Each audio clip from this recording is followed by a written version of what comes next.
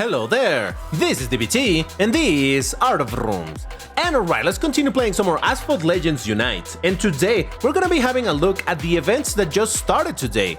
One of them being Racing with Muniz featuring the 4GT Frankie edition, and the main event of course being Draft Syndicate featuring the car that you see on the screen right now, the fabled Koenigsegg Jesko Absolute, and we get to drive it a little bit, so that's kinda neat. And we're gonna be having a look at all of that, but before, if you like my content, please hit the like button on this video, because it helps for this to be discovered, for more people to see it, so it would help me a lot. Please do it. And if you want, subscribe, because hey, remember, I post videos daily, so there's always something to watch over here. But alright, so the first event that we're gonna be having a look, it's under daily events, and that is the Racing with Muniz. It's this one with the black one. Not to be confused with a white zero. I thought it was a white zero, but no, it's a white square with a black one. Okay, whatever.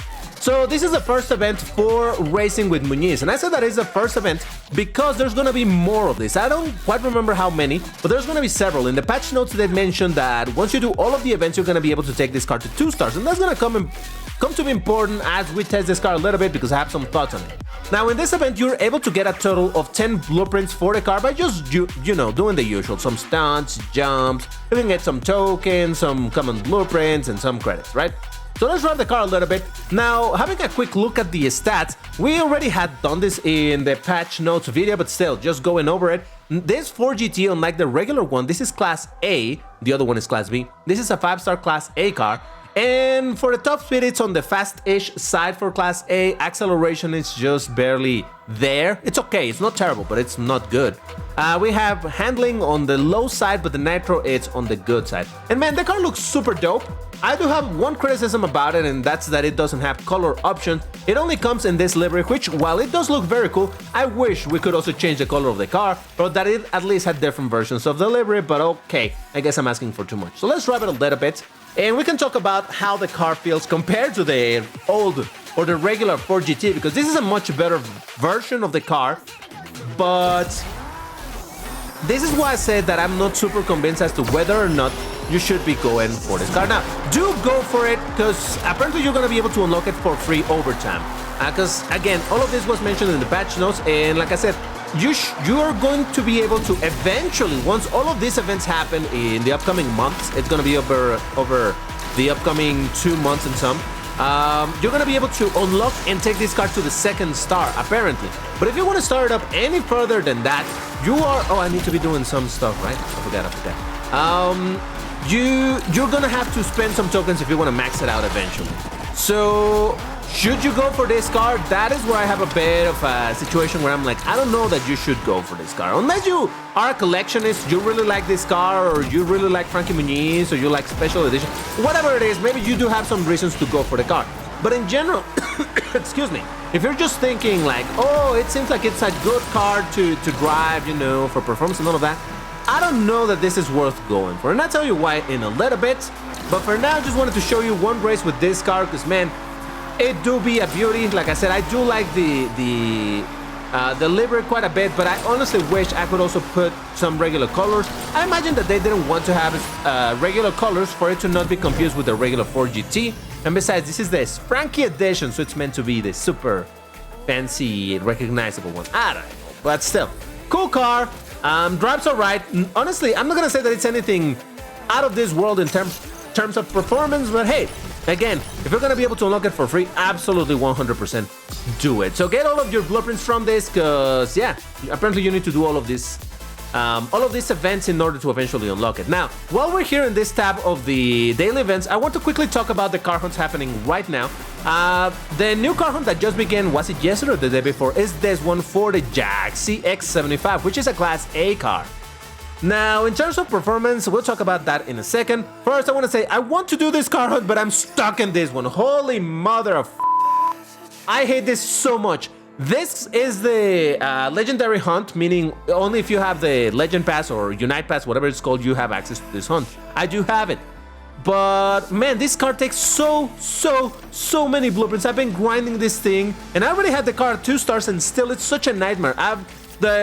For the 3rd star, it needed like 40-something blueprints. For the 4th star, the last one, it needs like 50-something blueprints. It's ridiculous. So I'm stuck doing this. After I'm done with this, I will do this one because this is... if you're not doing a car hunt right now, I would suggest you to do this one because this is a Class A car. You can get 10 blueprints guaranteed from doing race with the SV and one with the VLF. And obviously you need to grind the regular stuff over here in the packs and whatnot. Now, why do I mention this? Well, it has to do with the rank of the car. You know that when you look at your garage, cars are sorted by their maximum rank and whatnot. So for example, over here, Class B cars, over this side you have the worst cars, the more you advance, the better cars, right? So in Class A, if we have a look at where the 4GT Frankie edition is located, it's a little bit above the VLF, a little bit under the McLaren Senna GTR, which already had a car hunt. It's definitely under the Vanda, the Porsche 918. Now, these cars drive very different, so that's not to say that this is an objective measure of how good or bad a car is, but it should give you an idea in general, the performance. And I bring this up because, again, look at where the Jag is located, the Jag. It's a little bit under the 4GT Frankie edition, but like I said, for this car, in order for you to max it out, you're gonna need to spend tokens. That's a guaranteed thing, because again, you're gonna be able to get it to 2 stars over time. The rest of the stars, you need tokens.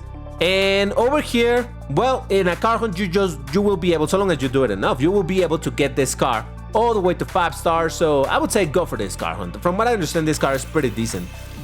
Just having a look at the top speed, even though I actually haven't upgraded at all, it's 354. I do believe that this car goes relatively fast-ish. Nothing amazing, but hey, in general, I think this is a car worth going for, and to a certain extent, maybe even more worth than going for this car simply because of the rarity and availability.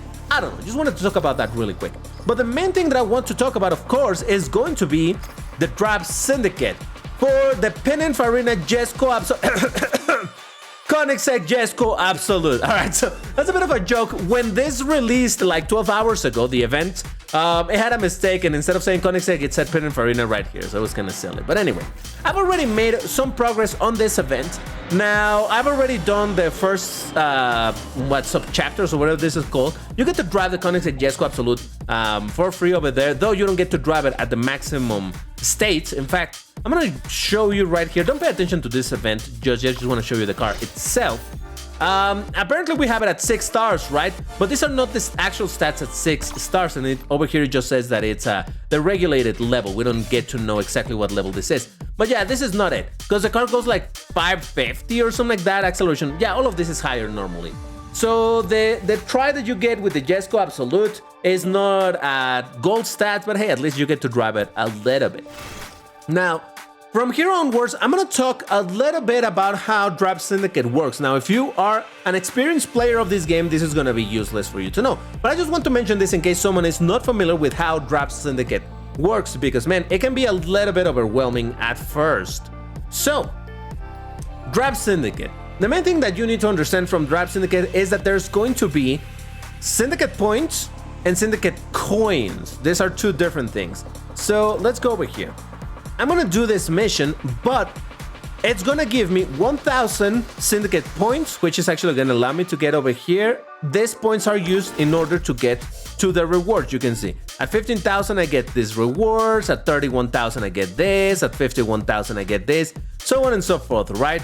So obviously this is what you want to be, you want to be getting these points in order to continue making progress and getting cars and getting a bunch of things. These coins, however, it's the currency that you are going to be using in this entire event. It's completely separate from your credits, your tokens, whatever else. This is its own currency. And this one is used to buy blueprints. I don't think I have blueprints available just yet in the shop. No, not yet. Don't worry, we'll see that in a second. But yeah, that's what you're gonna be using that currency for. And it sounds like a great thing because yeah, you're gonna be able to buy blueprints and oh yes and whatnot. Here's the trick though. You can go super crazy with spending all of this currency because in some stages, like this one in particular, because I already beaten most of it, you can see over here in the progress bar that I'm about to finish this.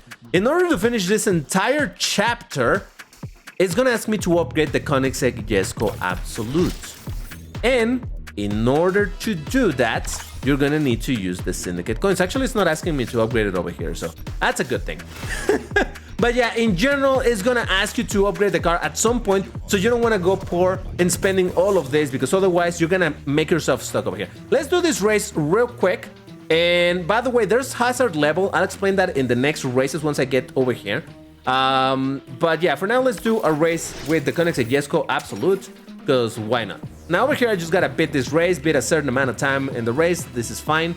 And like I said, you're gonna definitely have a bunch of races to do free prize here with the car in an unlimited fashion, in the sense that there's no fuel, there's no syndicate, or what is it called? Hazard level, which is basically like a token, not token, ticket system, but backwards. You know how for daily events you have like 10 tickets, and the more you use them, they go counting down? This is kind of the same, but backwards, where you have no hazard level, and you do a race and it's gonna increase it. And once you get a certain number, you gotta wait until they quote-unquote refill or disappear. Whatever. We'll look at that in a second. Hold on. Let me just finish this race. It's gonna be a bit of a long race, but that's fine, because we get to drive this car. Now, the thing about it is that this car has horrendous nitro, especially over here in the early stages where the car is not very upgraded, so that's not... would you stop spinning? Jesus Christ. And if I were to say something about this car, is that at least as is right now with the level of upgrades that it has, it's not super great at drift. And I was kind of scared because when I tested this car first, when I started playing this event, I was like, oh Jesus, I'm gonna crash. Well done, DBT. I was like, wow, this car is not as good as I thought it was gonna be. But then I realized that while you have a free try of the car, it's not a golden max level of car. It says that it's at 6 stars, but it actually isn't, or if it is, it's not upgraded. And yes, so that's why maybe this is like stock. Is this a stock Koenigsegg Jesko Absolute? And maybe, honestly, I don't know, but oh well.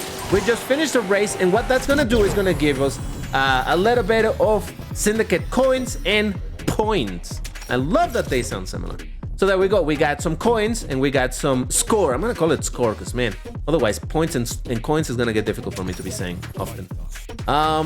Now with this, we finish this chapter, and that's gonna allow you to unlock 100% for free the Porsche Mission R.